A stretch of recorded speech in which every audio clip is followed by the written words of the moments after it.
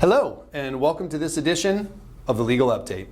Today I wanted to talk to you about an underutilized but very important part of real estate transactions, and that is cross-qualification of buyers. This is something that we don't see that's used on a regular basis. There are some agents that have it as part of their standard operating procedures, which I think is an amazing idea. I think more agents should do it.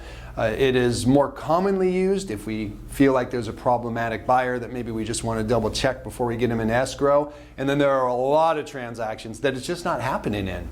And I don't think that's prudent or good for a seller, and make sure that their offer is going to stick. So I'm here advocating for cross-qualification of buyers, but there's a few things you need to be aware of when you do this to make sure you keep yourself out of trouble.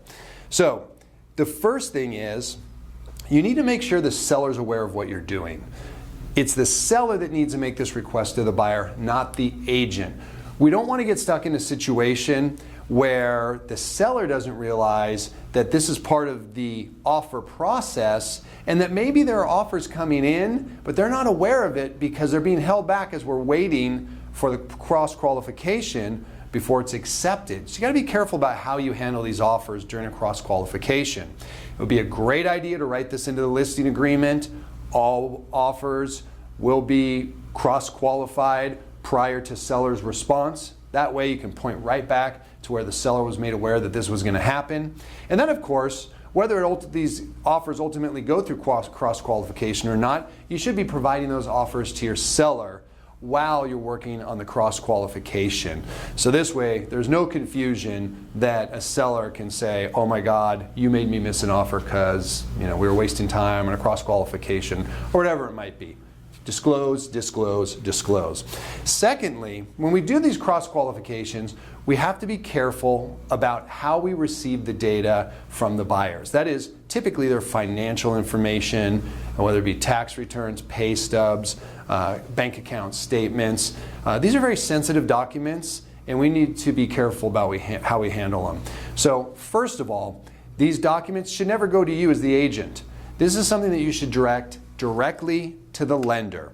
You don't want to have responsibility for those documents, and it's better just to go directly to the lender so they can keep those very private, as they should be kept, and you don't have to be involved at all. You don't ever want there to be a confusion about, are you working with the lender? Is there some sort of agency between you and the lender that might, in a confused way, tie you to the buyer? So make it very separate.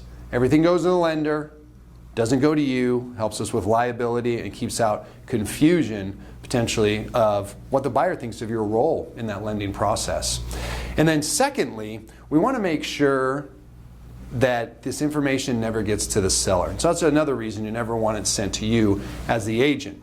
Because if this information gets to the seller, they could potentially use that information to change how they're going to react to that buyer's offer. Maybe the buyer is buying a very small unit that they're comfortable with, even though they're qualified to buy something much larger, and the seller decides to put his foot down and hold strong based on having that information, knowing that they can qualify for the house. That could be a very libelous situation if a buyer was ever to find out that that information had been revealed and had been used as part of the negotiation process. So you got to be very careful with that. Just don't take possession of the financial documents, get them directly to the lender, and just find out whether they're qualified to buy the house or not. So I think it's a great idea. I think cross-qualifications are greatly underutilized, but when you do them, make sure you do them safely with these ideas that I've given you here today. This wraps up this edition of Legal Update. We'll look forward to seeing you next time around.